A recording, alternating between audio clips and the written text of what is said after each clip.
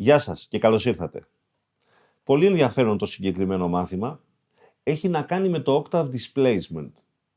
Ακούγεται σύνθετο, αλλά δεν είναι.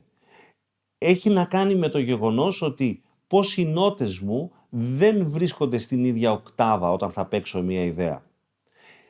Στον αυτοσχεδιασμό που παρακολουθήσατε, προσπάθησα λίγο στην ντο ματζόρε κλίμακα να έχω κατά νου ότι όταν θα παίζω θα αλλάζω τις οκτάβες σε τυχαία σειρά. Σήμερα θα προσπαθήσουμε την ιδέα αυτή να την εφαρμόσουμε και σε κάποιο κομμάτι, σε κάποιο jazz standard ίσως. Ας ξεκινήσουμε όμως με το να δούμε μία, δύο ή τρεις απλές ασκήσεις. Επιστρέφω στην ντο ματζόρε κλίμακα και λέω το εξής. Αν ξεκινήσω να παίζω τις νότες από σολ ίσως σολ, λα, σι, ντο, ρε, μι, φα, σολ και να ανέβω την κλίμακα, κοιτάτε, έχει πλάκα. Αν μπορούσα το λα να το κατεβάσω μια οκτάβα. Οπότε θα ήτανε σολ. Και ίσως όταν φτάσω στο λα να πάω στο σι. Στο ντο και πάει λέγοντας. Δηλαδή.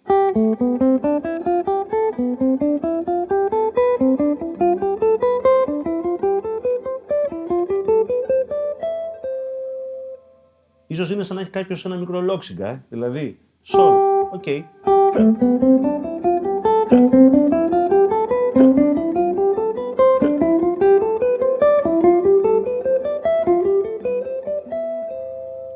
Θα μπορούσατε ίσως να έχετε και δύο νότες στην πρώτη χορδή, δηλαδή, οπότε,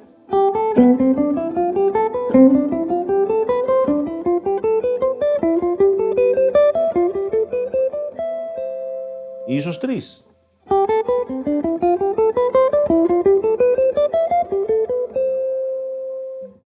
Ωραία.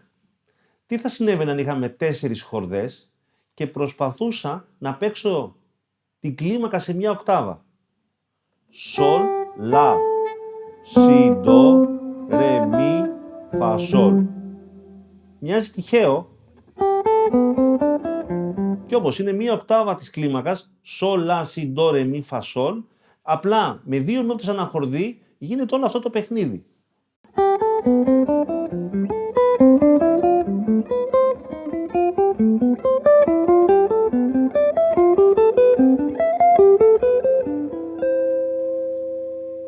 Ωραία.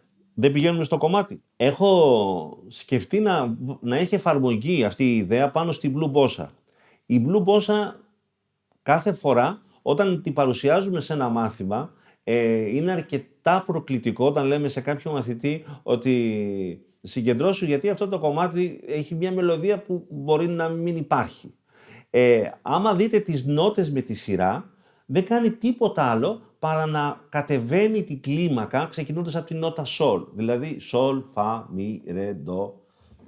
Σολ, φα, μι, ρε, ντο, σι, λα, σολ, φα, μι, ρε, ντο, σι, λα, σολ, φα, μι, ρε, ντο, σι, λα, σολ. Και πάει λέγοντας. Ίσως είχε πλάκα. Για φανταστείτε το ίδιο κομμάτι.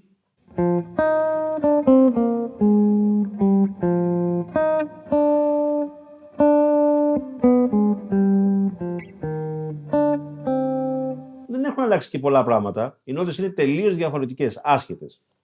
Πάμε λοιπόν να δούμε πώς η ιδέα μας αυτή θα εφαρμοστεί. Πήρα το πρώτο οχτάμετρο λοιπόν από το συγκεκριμένο κομμάτι και θα προσπαθήσω να παίξω την κλίμακα και σε ένα σημείο του κομματιού μάλλον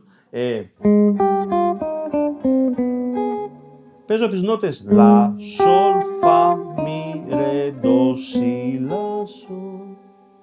Η ίδια ιδέα θα την ξεκινήσω από το σι. Σι, λα, σολ, φα, μι, ρε, ντο, σι, λα. Και πάει λέγοντας.